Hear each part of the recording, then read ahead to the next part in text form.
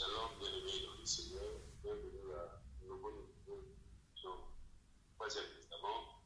Nous sommes aujourd'hui présentés par votre frère, Peter. Nous recevons pour vous aujourd'hui l'homme de Dieu, pasteur Samson. Déjà, je vais dire bonsoir. Bonsoir. Zamba Zalokumu, nazopesa mboti na bandeko banso oyo balanda chaîne na biso ya YouTube tikete komba Yesu Masia ekumisama. Merci. Amen. Merci beaucoup. L'homme de Dieu, je pense que c'est déjà notre deuxième numéro. La dernière émission, vous avez fait une production d'une manière générale de ministère ni Oyo, Ozo Kapa, troisième testament. Ni au mécanisme pour côté à la profondeur, mais je pense que un deuxième numéro pour vous. Donc, essayer encore, il y a pour approfondir un peu plus pour éclairer par Manzami, dans l'Italie, troisième testament. Déjà, un commentaire par rapport à l'émission précédente, avant que vous connaissiez. Moi, résumé sur tout ce qui a été dit dans émission précédente, comme ça par là on va continuer. Nzamba zwala kumu na ebike batebele balandaka chaîne na biso ba ebike to ba bien que troisième testament, troisième alliance ezali par rapport na héritage. To bilaki par rapport na héritage ya boso eza na Agar o azali mwasi sagesse oyo ezota en Égypte oyo ezotia bat na kati ya servitude. Deuxième alliance ezali à Sarah oyo ezopesa bato mosusu kembo par rapport na vie passagère, vie terrestre oyo ezali alliance Jésus ayaki nango na Jean 1 verset 17 alobi Jésus amemelaki biso vérité na grâce oyo bato nyonso baza na grâce baza na kati ya vie passagère vie wana mpe bato baza koherite yango. Mais biso tozomema troisième testament oyo eza na troisième alliance to eza na troisième héritage oyo tomemela bato susu pe na justice. Siko na kati ya trois testament wana de bato basi ba vivre yango, mais troisième testament moto atango batika ko vivre yango azate yango tomema yango sikoyo po ete tofungola bato bongo tofungola bato mayele bayeba kokota na kati ya troisième testament. Merci beaucoup, merci beaucoup. Alors, dans vos zones à la question, je pense que vous avez qui ne sont pas une question présidente. Je suis qui base sur le fait troisième testament nous allons se reposer. Bon, base tolobaki ezalaki ezesusu ya kokoma na bapapier te ezesusu te mokanda oyo soki bakomi batangi otali makambo ezali libanda non tolobelaki yango par rapport na 2 Corinthiens 5 verset 12. 2 Corinthiens 5 12. 2 Corinthiens chapitre 5 12 verset 12. La Bible dit au nom du Seigneur Jésus. Amen. Nous ne nous recommandons pas de trouver nous-mêmes auprès de vous. Mais nous nous donnons occasion de vous glorifier à notre sujet, afin que vous puissiez répondre à ceux qui emploient le sujet des apparences et non dans le cœur. Ah, moi sikoyo esenge sikoyo to banda ko se glorifier na ba oyo bazali ko to di kusus ko se glorifier na bato bazali ko tirer gloire na biloko ezali na apparence te, puisque premier testament ezali bato bazo vivre apparence, deuxième testament bato bazo vivre apparence, puisque na kati ya motema na bango batikala komona makambo oyo Jésus azoloba te me bamona yango na libanda na bango. Or sikoyo na troisième testament ezesu makambo ya apparence te. Or apparence c'est-à-dire homme extérieur, c'est-à-dire vie passagère, c'est-à-dire vie mondaine, c'est vie diabolique, vie satanique. Parce que bato nyonso baza na kati ya apparence bazali ko glorifier Nzambe na kati ya vie na bango baza na kati ya libanda ya makambo ya Nzambe bazo se retrouver na makambo ya Nzambe te, puisque moto ya lakisaki bato libanda na création ezali diable. Tango diable a koti na kati ya masolo o babengi le serpent yende alakisaki bato libanda po libanda wana nde afungolaki bango misu po bamona libanda akangi bango miso ya kati.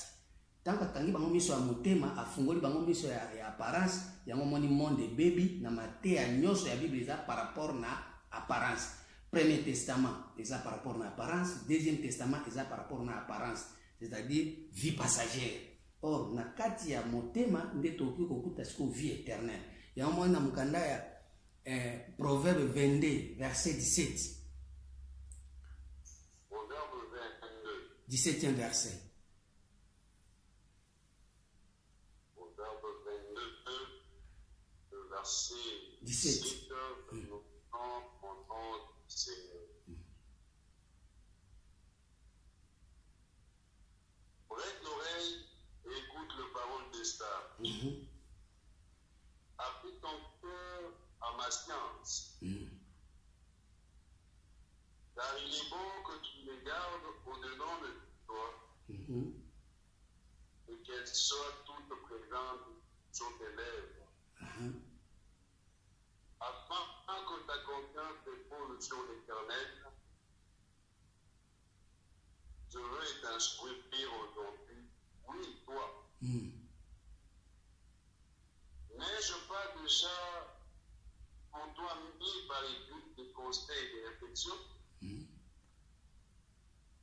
pour t'enseigner des choses pures, de paroles vraies, afin que tu répondes par des paroles vraies à celui qui t'envoie. Ah, moi je suis problème ezali. Oyo ezali makambo Nzambe alobaki banda kala bato batika ko comprendre yango te, batika ko sosola yango te. Nzambe akoma déjà, mais akoma na motema. Mais batiki ko tanga makambo eza na motema, batanga makambo eza na ba papier, na ba brochure, na ba science, na ba histoire. Or Nzambe déjà atia na écrit makambo wana esengeli bato batanga yango po ete confiance na bango et se reposer pas éternel. Chiko vérité wana o Nzambe asa koma wana ti lelo mutu atamu batika kotanga ngo azate yango moni mutu atangi Bible alobi makambo na ye atangi Bible abimisi bato libanda ya Nzambe. Pourquoi? Parce que bazali koloba makambo oyo ekomama na motema te, bazoloba makambo oyo ekomama libanda ya motema. À ce moment-là bazala kovivre première alliance, bazali kovivre deuxième alliance, mais mutu atamu batika kovivre na troisième alliance te. Yango wana moni sikoyo na mukanda ya Psaume 51 verset 8. Psaume 51, verset 8e. 8e verset. Mais tu veux que la vérité soit au fond du cœur. Et donc pénétrer la sagesse au-dedans de moi. Ah, mon chico, tu veux que la vérité soit au fond du cœur. Tant que Jésus a dit ça, docteur Arbi a dit ça, Pilate, que vous connaîtrez la vérité vous enfranchira. Avec chaque vérité, tu peux comprendre Jésus, puisque la vérité, qui jamais qu'on bimisa ngo na makambo libanda. Makambo nyonso zo ba libanda sa vérité, c'est un mensonge. Mais makambo ya vérité za na mutema. Vous connaîtrez la vérité vous enfranchira. Et ça jour ba ko tambola na vérité na kati ya mutema. Puisque tant que vérité za na kati ya mutema, nde sikoyo obandi na Nzambe. Mais tant ozo loba vérité libanda ya motema obandi na Nzambe te, ozo kangama na Satan. Yango moni lelo Bible nyonso bato bazotanga ona ndenge ya mensonge. Parce que na kati ya motema bazo ko identifier parole wana oyo komama na motema te. Or soki komama na motema nde tokomona sikoyo bana ya kitura babandi mouvement. Bana ya kitura sagesse d'en haut ebandi kosala makambo. Mais soki ezali banda ya motema bana ya kitura bazate wana tozana Ismaël na Isaac bafandi wa bafandi na Egypte mususu afandi na kati ya ba bien matériel, bien passager, bien mondaine oyo sala ki bato lelo ba obonga te ba obongola mitema te bazokoka pe ko vivre bolame ya Nzambe te. Parce que ba makambo nyonso wana eza makambo Jésus apesaki bango tant qu'il est vivant. Or Jésus po apesa yo makambo oyo tata na il faut koboma ye, il faut koboma nano ye, puisque yende amemi bato na kati ya désordre. Soki lelo mo prisa ko bébé za parti à Jésus non ba Jésus Christ te. moto amemi des ordres na mokili eza Jésus. Pourquoi? Parce que asali parole faite chair azwi liloba alatisi yango nzoto. Or liloba soki elati nzoto elati mbala moko nzoto ya masumu oyo ezali na première alliance na deuxième alliance. Liloba oyo elati nzoto ezali na nzoto ya masumu oyo ezali na première alliance na deuxième alliance. Siko soki tolongwe na kati ya première alliance na deuxième alliance, il faut toboma Jésus. Po soki tobomi Jésus te bato bakozala sauvé te. Koboma Jésus ça veut dire koboma nzela ya Jean 14 6e verset. Je suis le chemin, la vérité et la vie. Il faut koboma chemin wana. Il faut koboma chemin wana Jean 14 verset 6. Pour être chemin wana nde bato nyonso bazotambola me bazoyeba Jésus te. Yango moni Thomas alobi toyebi nzela te. Mais comment expliquer ozotambola na maître oyebi nzela te? Ça veut dire azali kotambisa yo nzela oyo yo moko na ye ozwa kobunga. Psaume Proverbe 16 verset 26. Voilà, Proverbe, ça, chapitre 16 verset 26. Verset 26. Proverbe 16 26. Verset 26. Celui qui travaille pour lui, car sa bouche n'y est. Continuez. L'homme pervers prépare le malheur. Il y a sur ses lèvres comme un feu ardent. L'homme pervers excite de querelle. Tangana 25. Proverbe 16, 25. Le verset 25. Il va parler droit à l'homme. Mais son issue, c'est la voie de la mort. Ah, ndenge là Jésus azali komemana Jean 14 verset 6. Eza zela wana nde Jésus azokumba bato. Zela ezomema bato na liwa. Jean 14 verset 6. Je suis le chemin, la vérité et la vie. Vérité wana ezalaki vérité ya vie passagère. Comme Dieu, on sent que là soit il faut éclaircir le bishop vraiment ma tête. D'abord, au lobby, on doit insister que pour les Christ, pour les testaments les Christ, c'est Jésus était. Pour d'après l'explication, Jésus, mission na yeza qui n'a pas monté Christ, n'a sa mission à mais tout le temps dans la Bible généralement, dans Louis II, on passe au généalogie de Jésus-Christ. Pour la Bible, à Moussoussou, les chrétiens généralement, le dit que Jésus est un Christ. Beaucoup le banni par rapport à Elokoana. Jésus, différence entre Jésus et Christ. Jésus ezali Jean 1 verset 14. Parole faite chair. Amen. Christ ezali Hébreux 10 verset 5 à 6.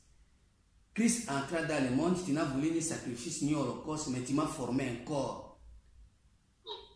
Corps wana de Christ. Mais si corps wana, oh Dieu, je viens pour faire ta volonté. Et ça la volonté à Marie. Et ça la volonté à Moïse. Et ça la volonté à Élie. Et ça la volonté à pasteur. Et ça la volonté à Nani. Il y a tata na yo azana likolo.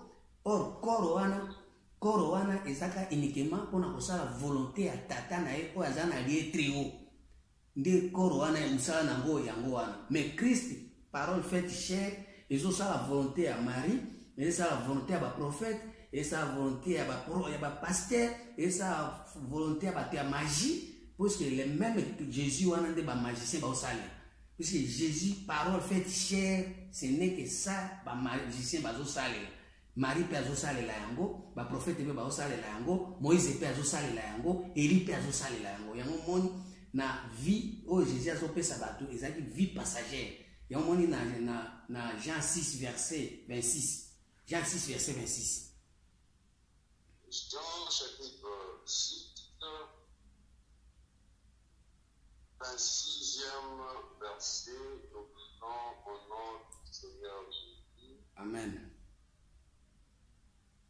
Jésus leur répondit, en vérité, je vous dis, vous me cherchez, non parce que vous avez vu de miracles, mais parce que vous avez mangé de pain et que vous avez été à Xavier, travailler non pour la nourriture qui périt, mais pour celle qui se pure pour la vie éternelle, et que le Fils de l'homme vous donnera. Car c'est lui que le Père. Continue.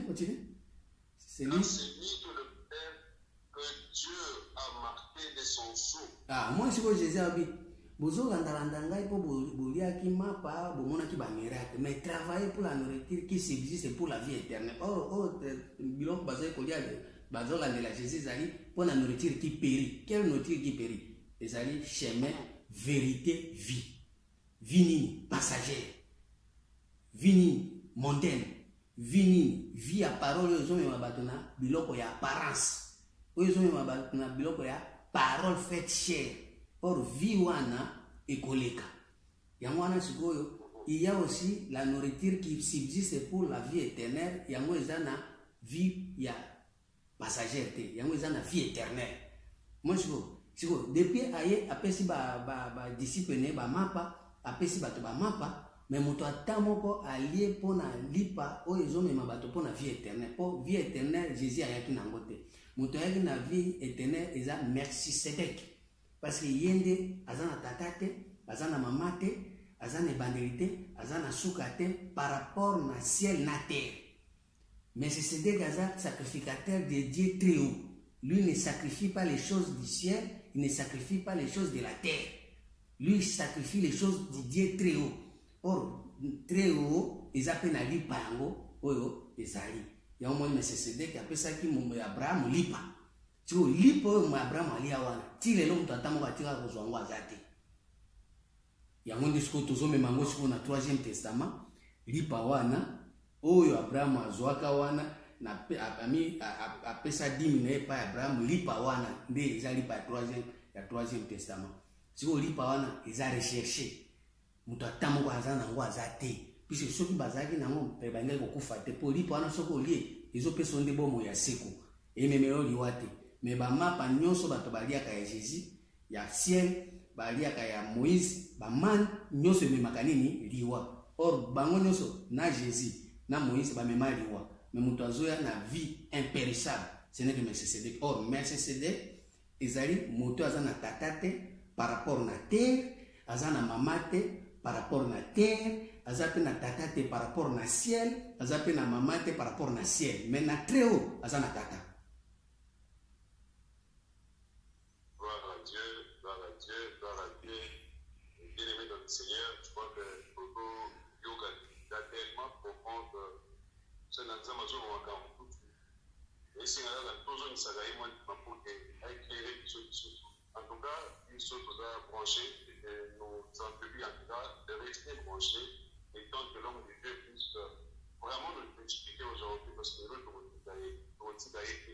pour vraiment expliquer. Donc j'aimerais revenir sur un passage au Pésaï.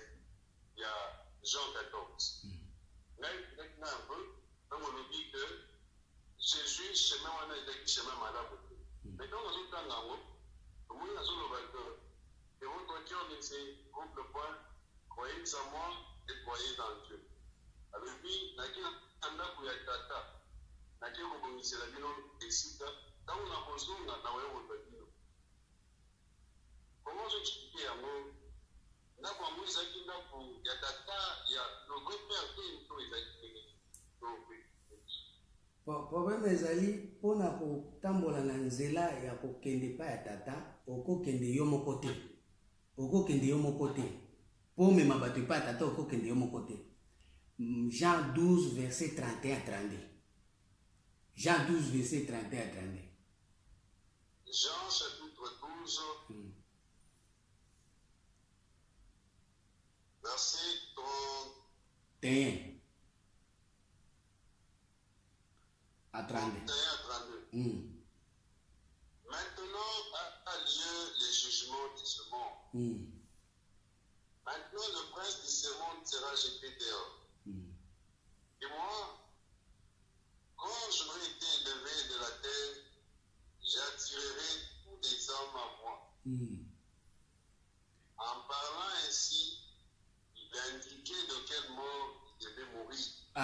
Tikawana. omoni sikoyo Jésus azoloba ke ndenge eza boye nga soki bomatisi ngai nde nakobenda baoyo ya ngai. Or kobenda baoyo ya ye eza kosala mandenge nini? Kondima bakufa elongo. Eza teke ona kokende na tiki bino nga na koyozwa. Non. Kufa na bango elongo. Tango zo kufa na bango elongo, bolongwe na première alliance, bolongwe na deuxième alliance, ndoko bokemba moko bino na troisième. Wana vrai chemin yango wana.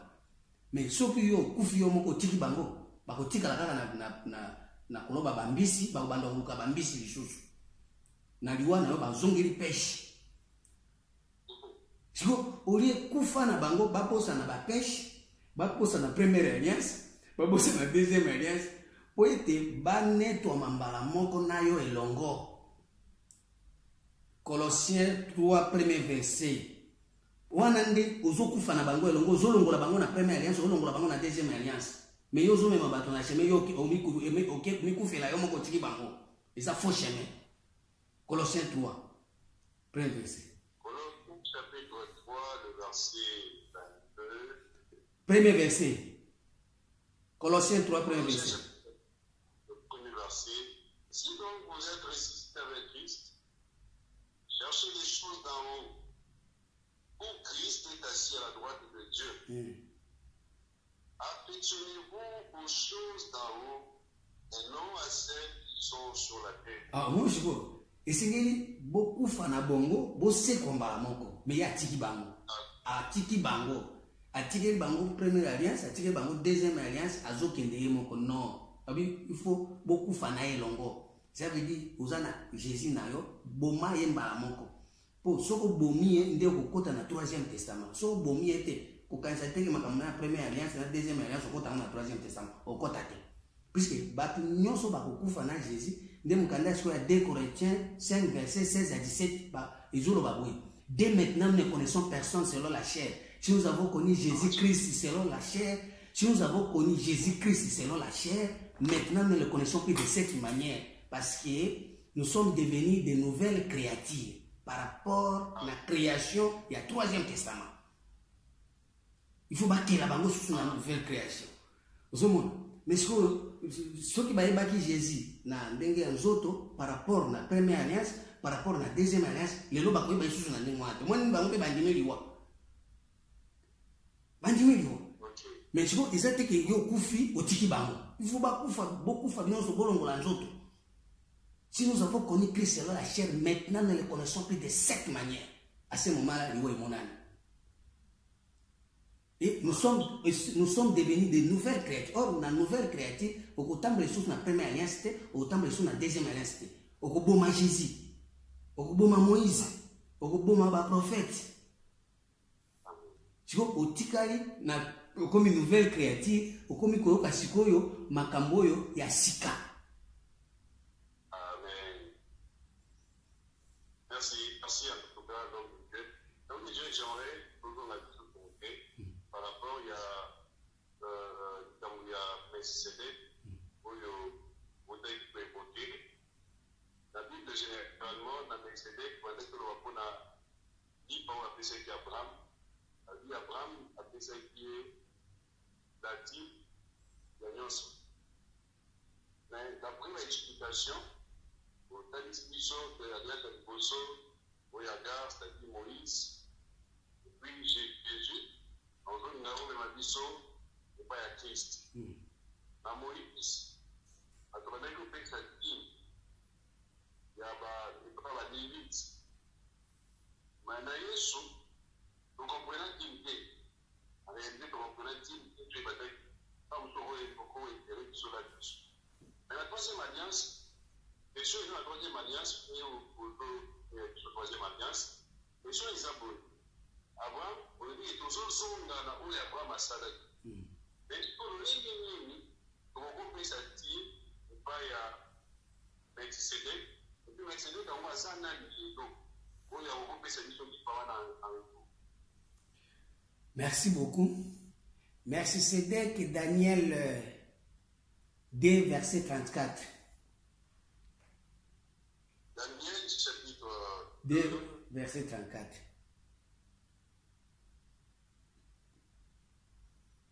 verset 34.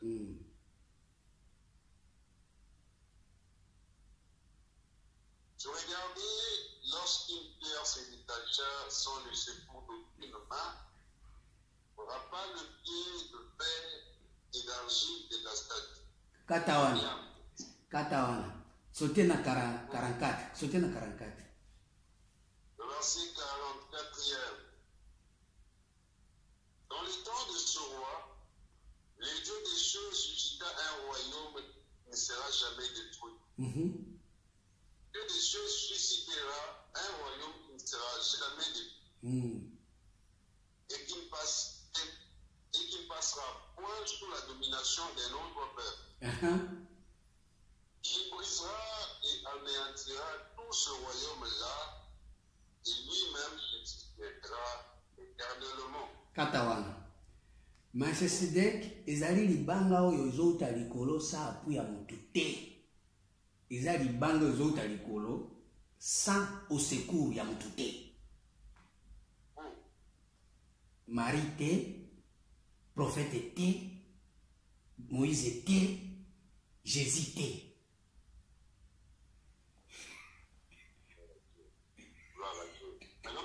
J'aimerais aujourd'hui, parce que l'homme peut comprendre vraiment la troisième alliance, et je crois que ceux qui nous suivent, on appelle un peu plus, ce qu'on est maintenant, et là c'est passé dans le troisième testament. Par exemple, en ce qui concerne la dîme, dans le troisième testament, ça se passe comment? Merci beaucoup. Question naizali très très capitale. Malachi wana batu batanga kango nzambe alobi ke boyibakinga depuis le temps de vos pères. Boyibakinga nani nzambe. Siko soki totali na Bible eloko mutu ya ko nzambe ayebi ki bayibaki ye ezalaki par rapport na nini o ya tiaki po bayiba. Toki na mukanda ya Genèse 2 verset 7. Genèse chapitre 2 verset 26. Verset 7. Verset 7. Verset 7. L'Éternel Dieu forma l'homme de la poussière de la terre. Il souffla dans ses narines un souffle de vie et l'homme devint un être vivant. Katawana. Balobi nzambe azwaki mutu akiri na mabele azui souffle nde atie na mabele. Siko eloko oyo nzambe ayebakaki eza ya mutuya eza souffle wana. Souffle wana sikoyo nde bayibaki yango. Souffle wana nde bayibaki yango nzambe atiaki na mabele. Depuis taya ya batata na biso souffle wana nde bayibaki yango. Ecclésiaste 8:8. Zia n'a pas son réponse. Zia n'a si cité. Zia n'a pas son réponse. Ecclésiaste 8:8. Ecclésiaste 8:8. L'homme ne peut pas mettre de son souffle pour pouvoir le retenir. Ah, moi je dis l'homme n'est pas maître de son souffle. Or souffle ça, mon colo souffle à sali. Mais na kati ya chat bayibaki tata nzambe souffle na ye. Bazu souffle wana, or souffle wana Job 32 verset 8, Bible lobi en réalité dans l'homme c'est le souffle. Or souffle wana nzambe atiaki yango po ete exécuter volonté na ya troisième testament. Si on bayibi souffle, basaleli yango premier testament na deuxième testament. Yango siko Abraham azwaki souffle wana apesi yango dime pa Melchisedek. Po soko pesi souffle nde bapesi olipa. Donc Dieu, merci beaucoup, mais là, j'aimerais vraiment vous retenir encore un peu plus là-dessus. Parce que je suis un peu perdu là. Alors aussi, vous faire comprendre là vraiment. Et lui, le vanille complètement. Nzambe azalokumu. Na minute oyo eloko oyo bato bayibaka nzambe ezali souffle oyo atiaki yango na mabele. Parce que souffle wana nde ekopesa mabele vie. Mais bazui souffle bayibi yango. tango bayibi yango bake kosalela yango na champ esika satana aza mokonzi nyoka. Siko depuis temps ya champ ti tokomi na Malachi souffle esekenda. Siko ndenge souffle ekenda nde Nzambe areklamaka boya na souffle. Siko olia aloba souffle opesa aosenga ngo abi boya na dimi eza souffle. Siko souffle wana so bo pesi nde apesi yo lipa.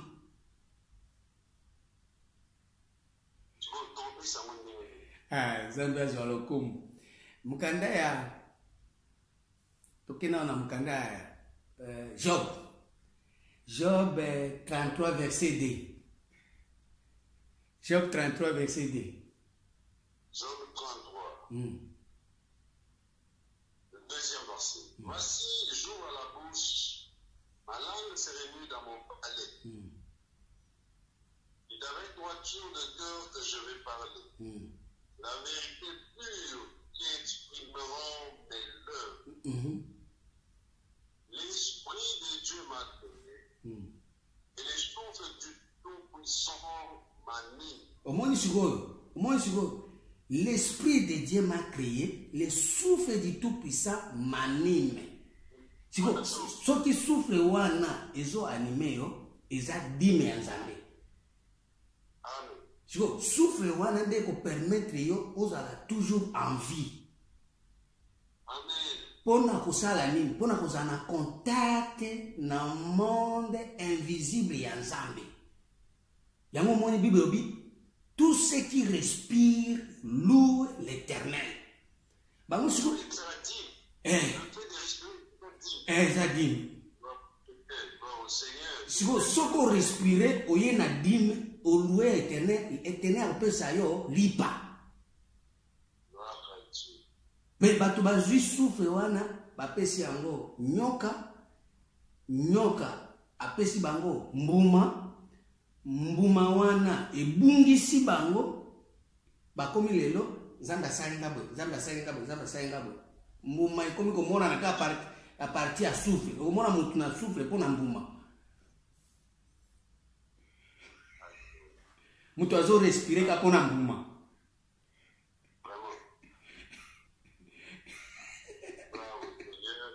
Seigneur, je pense que plus nous avancer, plus les choses deviennent de plus en plus très claires.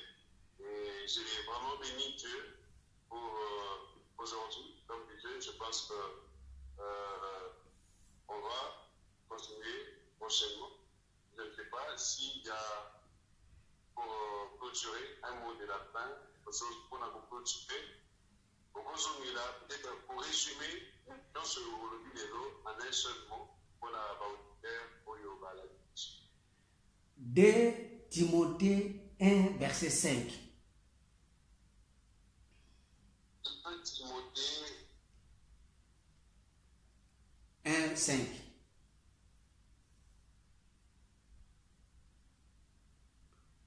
2 Timothée 1, 5. Gardons le souvenir de la face sincère qui est en toi.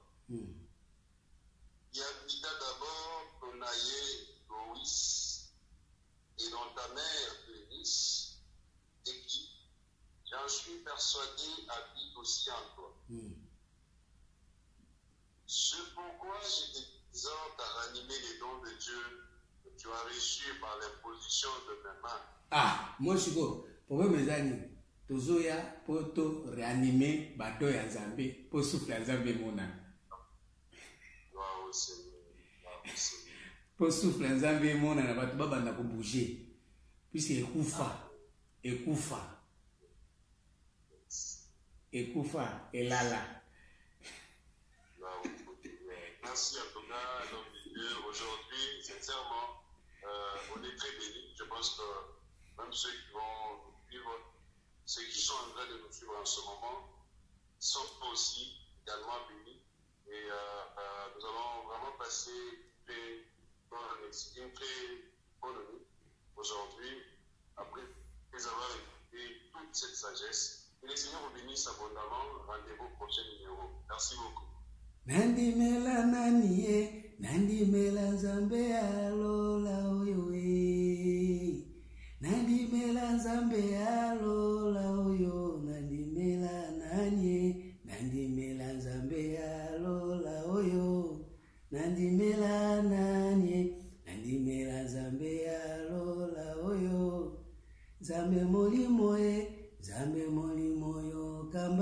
yoyo Nzambe molimo yo kambanga yoyo Nzambe molimo kambanga yoyo bana bayoka Nzambe molimo kambanga yoyo. Merci. Merci. Au revoir.